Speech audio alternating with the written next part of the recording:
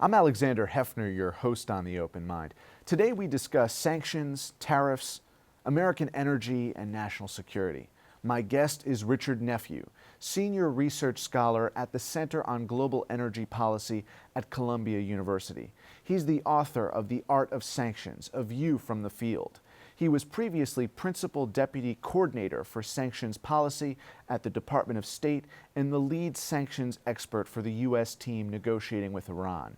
From May 2011 through January 2013, Nephew served as the Director for Iran on the National Security Staff, where he was responsible for managing an expanded array of U.S. sanctions against Iran.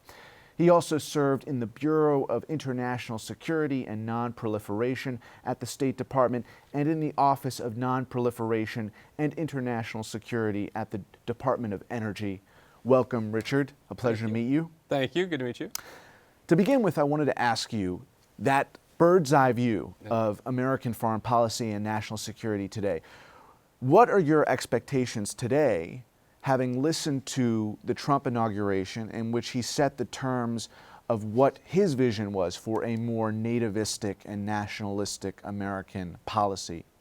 Well, I think the president, when he was being inaugurated, kept true to his campaign, which was a viewpoint that America had come second too many times and that all the powers that we have as a country need to be applied for our own self-interest. So what have we seen? We've seen a tariff policy that is fully dedicated towards securing the American economy, no matter what damage it does, both to other economies, to our foreign policy interests more generally, and frankly to our own economy if you have a much broader view of things. We've seen a sanctions policy that is very aggressive and willing to use tools in ways that we've never seen before, breaking a lot of the different rules and approaches that we've had to how we separate foreign policy from economic policy. And then last, of course, we've seen a unwillingness to use force and to use a whole lot of diplomatic effort to try and address international problems. Instead, the president has kind of relied on the minimum necessary, both in the Middle East and Latin America and beyond. And so it's very much a withdrawn foreign policy that still has pretensions of international engagement, pretensions of international pressure, but really is much more distant from their previous approaches. A new protectionism, is that how you might describe it? Or how would we identify this brand of foreign policy? Employing tariffs and sanctions to incentivize national security imperative and improved relations around the globe. Yeah, it's a weird combination of things. You almost want to call it neo-isolationism, in that we're not isolated, we're still doing things internationally. But we're only using the minimum necessary tools, and frankly, we're using tools like economic pressure as much as possible, both to try and address trade issues and tariff disputes and economic debates, but also try and address foreign policy issues. Take Iran as an example of this. Iran was described by both the last administration and the current administration as a problem that's broad and regional, and needs to be addressed in a broad regional strategy. What has this president done? He's primarily used economic sanctions. He's really done nothing much in Syria and Yemen and so forth. And that's because ultimately he doesn't want to project U.S. power abroad. Also, there's not a human rights criteria that's applied equally. It's disproportionate and biased in favor of North Korea, who would have thunk, right? Yeah. And against Iran. Now, it may be that Iran has intensified its abuses of human rights since the Obama administration left office, and that accord did not fundamentally alter civil society or promote civil society in that country. But I want to just start from the very basics, Richard. You're an expert on sanctions. Mm-hmm. The idea of the sanction in application in 2019 versus 1919 or 1819. What is the idea in 2019, and is it different from the historical understanding of how sanctions would work?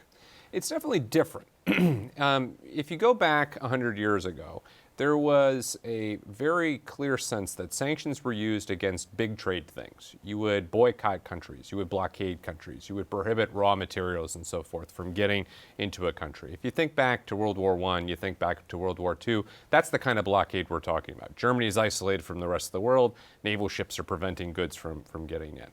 And in that context, sanctions were part of a continuum of war, and they were kind of part and parcel of that continuum. In the more modern era, sanctions are much more targeted, much more narrow, and they're a lot less focused on individual goods getting from point A to point B. They're focused on what we'd call the linkages between activities, things like financial services, things like insurance, shipping, and so forth. And that's both because those are vulnerabilities that don't necessarily displace international industry and international trade as much, but it's also because there are places where the United States, in particular, as the biggest user of sanctions, has a disproportionate advantage, sitting at the center of a large part of these service-based economies.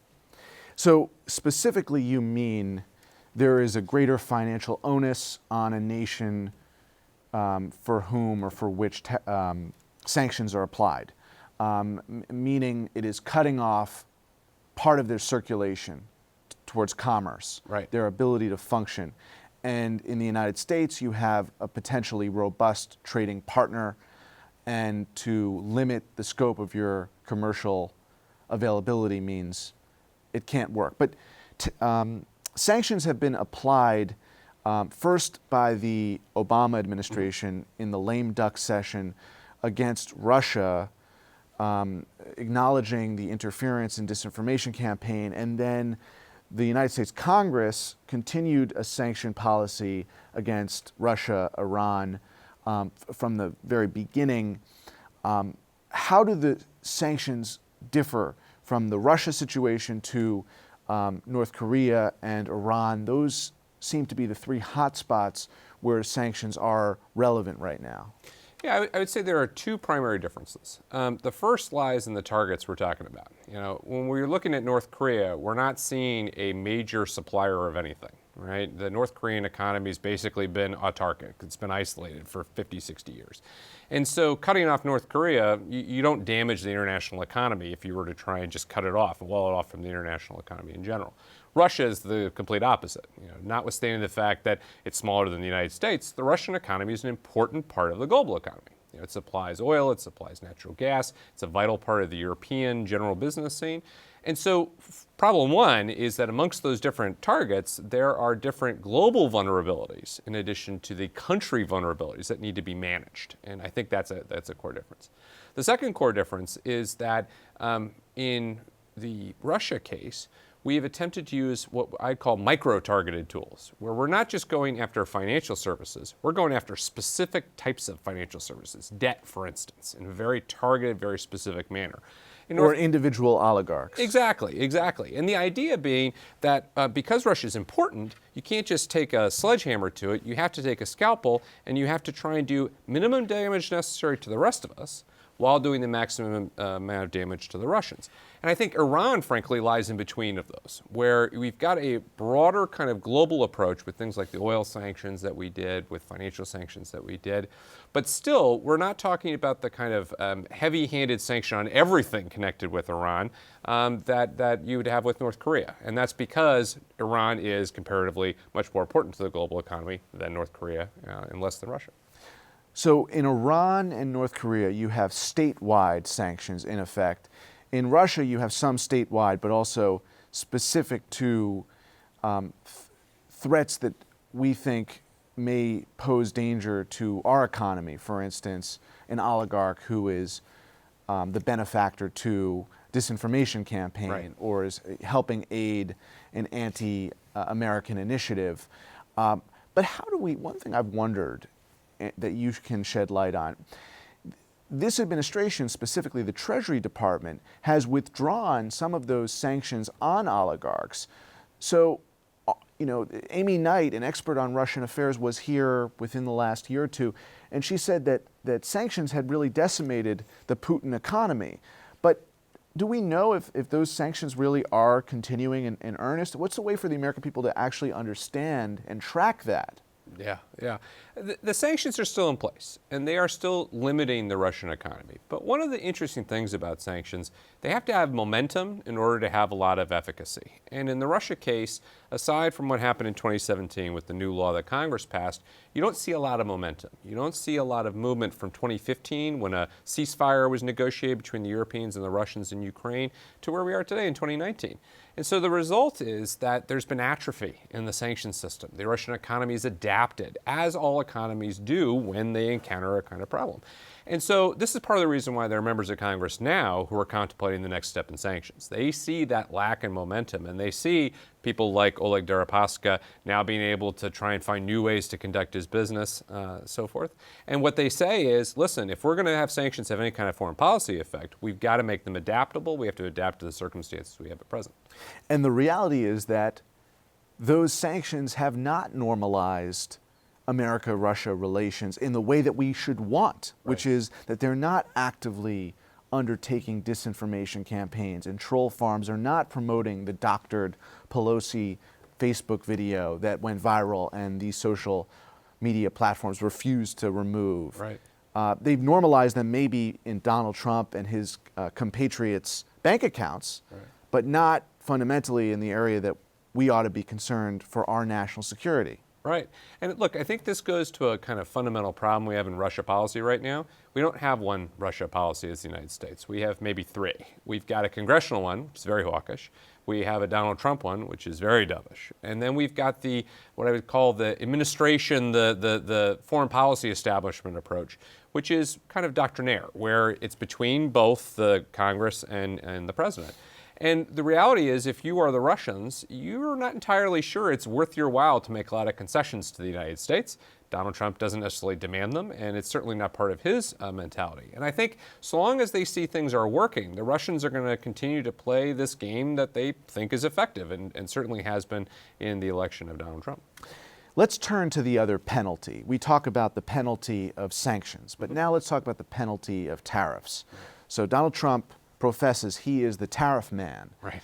In actuality, how do you compare the economic impetus and the circumstances that will result from tariffs and the application of tariffs to what might be the application of sanctions against our enemies now with some allies, at least security allies, we've contemplated as a country, and now the Trump administration has enacted tariffs. What do those tariffs mean for national security? Well, I think, first and foremost, we need to correct this misimpression that the president and others may have. Tariffs are not paid by the foreign country. They are paid by the United States importers of goods. And so if there are billions of dollars that are coming into the U.S. Treasury, those billions are not coming out of China. Those billions are coming out of Americans who are still paying to import goods. And this goes to a very important point.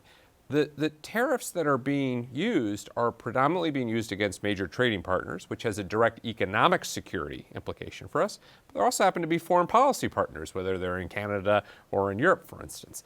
And that general sense of tension and pressure that is created on our foreign policy partners through economic pressure can be very damaging to our ability to get them to work with us on other priorities, especially when you add sanctions in. Most of the time when we've used sanctions, we've targeted countries we don't have very strong trade relations with anyway, whether they're North Korea or Iran or even Russia. But others do, including some of our key U.S. allies, like Europe with Russia. And so when we make demands of them for U.S. economic purposes via tariffs, and at the same time make demands on them for U.S. foreign policy reasons, like with sanctions, we actually create a lot of pressure on that relationship, which can be very damaging to our national security. The cost factor for consumers is one thing to consider, and that is why tariffs by free traders have been considered taxes on commercial goods when the policy results in increased inflation and prices at the pump or in the supermarket. The argument historically for tariffs has been to potentially exclude foreign products from the marketplace and to promote American products. Right. So when the president says that the foreign countries are paying for it, the translation into something logical from illogical is that the possibility of foreign companies taking a hit financially is there. Right. I mean, that's what a tariff scheme is intended to trigger, so that American products are back in competition. Why is that logic, which he doesn't express, but Right. why is that logic not applicable in 2019, or is there any merit to that logic? Well, look, there is absolutely some merit to the idea that if you have foreign trade practices that are discriminatory towards the United States or prejudicial to the United States, that tariffs exist to address that, right? The World Trade Organization has a concept that permits retaliatory tariffs for violations of trade agreements and trade provisions. And so tariffs exist as a policy tool. They need to exist as a policy tool for U.S. industry and for U.S. economic reasons. The problem is when you just simply apply tariffs against, say, imports of goods from China, and you make an assumption that applying that tariff means that you're now going to build U.S. industry, you're forgetting a few things. You're forgetting the global nature of business today. Companies that were going to do business in China are going to not necessarily shift back to Michigan. Instead, they're going to shift to Malaysia. They're going to shift to India. They're going to shift to Africa. And that's because we have a global economy and they can do that. Second, even though those companies are going to move their operations someplace else, it doesn't mean that they're going to be paying higher taxes, which allows for the kinds of more protectionist subsidization that the president has also encouraged to try and make farmers, for instance, who are hurt by trade policy with China, whole. And so what you end up having is a scenario in which U.S. industry doesn't change its behavior in terms of where it bases operations, either here or abroad. You also don't actually have this income stream that allows for redistribution inside the United States that actually helps U.S. workers. And so what do you have instead? You have stagnant wages, you have companies that are in fact basing a lot of their activities abroad, and you don't have the ability to address those problems through trade agreements. And this is the last point I would make is, look, at the end of the day, the Obama administration and predecessor administrations recognized the problems of discriminatory treatment for U.S. companies. They tried to negotiate trade agreements that would actually drop barriers and help the U.S. compete. Instead, by raising barriers, if you're going to do that, you have to add some degree of redistribution. And that is not something that the U.S. has traditionally liked doing, and certainly not Republicans. So right now, the tariffs are a moving target from China to Europe, Canada, Mexico. The idea of moving from country to country with application of tariffs, does that make any strategic sense? Well, because of what you describe of China going to Malaysia. In the most recent case, the president's using the tariffs not to address discriminatory practices in Mexico, but to try to address what he perceives to be a border crisis in that region. So there are security motivations in his mind for pursuing that. Right, and this opens up a whole new can of worms. I mean, of course, there are strategic issues if you dart around the world imposing tariffs on Europeans, Canadians, Mexicans, and Chinese business tries without having a more comprehensive trade approach that addresses the totality of U.S. economic interests. But then, kind of more fundamentally, when you look at, for instance, tariffs against Mexico, the president has decided to invoke the International Emergency Economic Powers Act, which allows us to declare an emergency requiring the imposition of sanctions. It's traditionally been done for national security purposes, and the president has said that this would be done here. But usually the tools used are sanctions tools, not tariff tools. And they're sanctions tools, for instance, prohibiting visas for officials in a foreign country, or asset freezes, or things like that. When you mix these two things up and combine tariffs with sanctions policy, first of all, you create confusion in the marketplace because tariffs are supposed to be about trade disputes and addressing trade disputes. Second, you create problems in the foreign country. They're not entirely sure what it'll take for them to resolve the problem. If, for instance, the Mexican government were to clamp down on illegal immigration, as the president put it, by 5%, does that mean the tariffs of 5% go away? What's the percentage? What's the relationship that exists between these two things? Which is especially complicated by the fact that he just negotiated a new agreement to build on NAFTA with Mexico, raising whole sorts of questions of whether or not the trade policy is the important thing or the border security policy. So I think there's a mismatch here between tools and policy decisions that are being made by the president somewhat capriciously. Do you think that there is merit to those critiques of NAFTA and CAFTA? Sure. Look, I think there is a simple economic reality. In this country, our wages are much higher, and expectations for our workers are much higher, and the products that we're producing are much more substantial, meaning that you are going to have displacement of economic activity from workers in the United States to other places. You know, if we're paying people double what they could potentially make in Mexico, and if U.S. companies are free to base their operations in Mexico, why wouldn't they? You know, it's simple capitalism, simple economic principle, reduce your costs. The problem is the solutions that are being suggested don't actually address raising wages in the United States. You could very well have that scenario that you have in this country with unfettered capitalism, right, independent of NAFTA and CAFTA. Right. That was the trend we were on, moving from the Reagan years through the Clinton administration, and still. Right. In the minutes we have left, Richard, thinking about the stress on farmers in Iowa right now, why is that happening because of the new tariffs? Well, look, I mean, I think it's very straightforward. If you raise the prices of Chinese goods coming in, the Chinese in particular, and this is where soybeans tend to be talked about, raise the prices of U.S. goods by establishing retaliatory tariffs. And what does that do? It's like putting a rock in the middle of a stream. It diverts the water, right? And some of that water is diverting to other people who can be providing goods to China, not coming from the United States. And what that all adds up to is a hard time for those farmers in Iowa, for folks even in U.S. industry, who are now going to find it much more difficult to sell their wares to places where they previously were. They got to find new markets. But markets are difficult to establish and find, especially if the president is also pushing tariffs in other places, whether they're Europe or whether they're in Canada or Mexico. And so I think part of the problem here is there's this idea that you impose a tariff and somehow this brings money in and allows the United States to transform itself. The reality is you impose a tariff, you mess with the price signals and you mess with the current flows of business activity, which have to go elsewhere. And when they go elsewhere, if you don't have any kind of plan to be able to address the losses that are made to those farmers and anyone else who's trying to export goods that are now subject to foreign tariffs, you have a real problem. And this goes to a fundamental point, that ultimately, the U.S. government is losing sight of the fact that we're not the only ones who make decisions. That when we decide to act, whether it's in sanctions or in tariffs, other countries get a vote.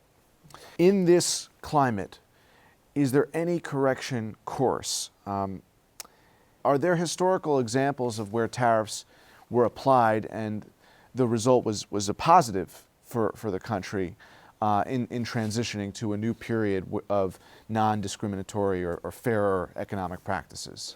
Yeah, look, and this is again where I say within the WTO and the international system, there are rules for how one uses tariffs. And you could imagine the selective, discrete, and limited use of tariffs to address particular problems, or even better, the threat of tariffs to prompt negotiations that would allow for a dropping of trade barriers, resulting in more positives. And I would say, if you're looking for examples, there are probably millions of examples of smaller, discrete instances in which the United States has used tariffs or the threat of tariffs to negotiate with foreign partners.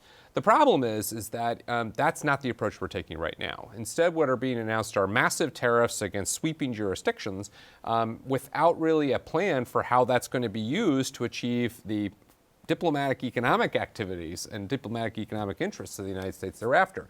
And so it's much more of a means-ends problem than we have than whether or not the use of tariffs itself is something that shouldn't happen. So you don't see a conceivable endgame here other than some more capricious withdrawal of the tariffs? It's not really, it doesn't have a rhyme or reason to it. Well, certainly there could be an end game. We've got negotiations ongoing right now with China. We've had negotiations ongoing with Europe to address our trade disputes there. We saw what happened with the USMCA or whatever we're going to call it today. And we've also seen some people in the administration talk about maybe there should be some sort of trans-Pacific partnership where we address trade, just like the Obama administration negotiated. So there is a way out.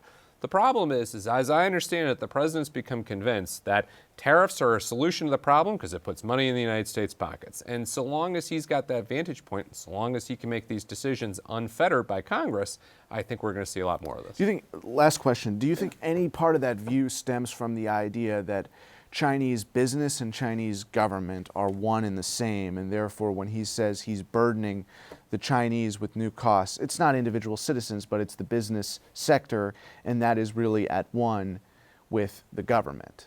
Yeah, I think there are definitely some fundamental imprecisions in how the president looks at foreign activity and foreign economic activity, China being a case in point. I mean, look, there's something to that. At the end of the day, there are much closer relationships between the Chinese government and Chinese economy than there are in free market systems like what we've got. But I think more importantly, the president's viewpoint on tariffs was formed in the 1980s, where he saw that if you want to try and win trade wars and you want to try and improve the situation in the United States, you use tariffs. And you use tariffs aggressively and boldly, and the U.S. is so attractive, people will have to do business with us. That's the fundamental proposition I think he gets wrong, that the United States is absolutely irreplaceable. We may be today, but we are not irreplaceable always. Thank you for your time today, Richard. Thank you. And thanks to you in the audience. I hope you join us again next time for a thoughtful excursion into the world of ideas. Until then, keep an open mind.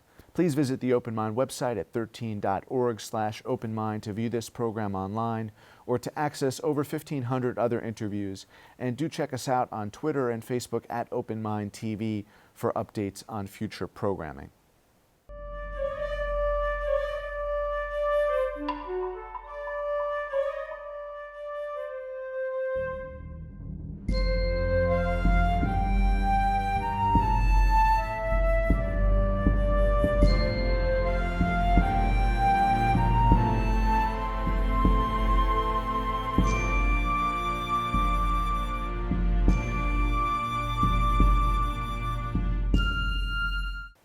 Continuing production of The Open Mind has been made possible by grants from Ann Olnick, Joan Gans Cooney, Lawrence B. Benenson, the Engelson Family Foundation, Alfred P. Sloan Foundation, the John S. and James L. Knight Foundation, William and Flora Hewlett Foundation, JoAnn and Kenneth Wellner Foundation, and from the corporate community, Mutual of America.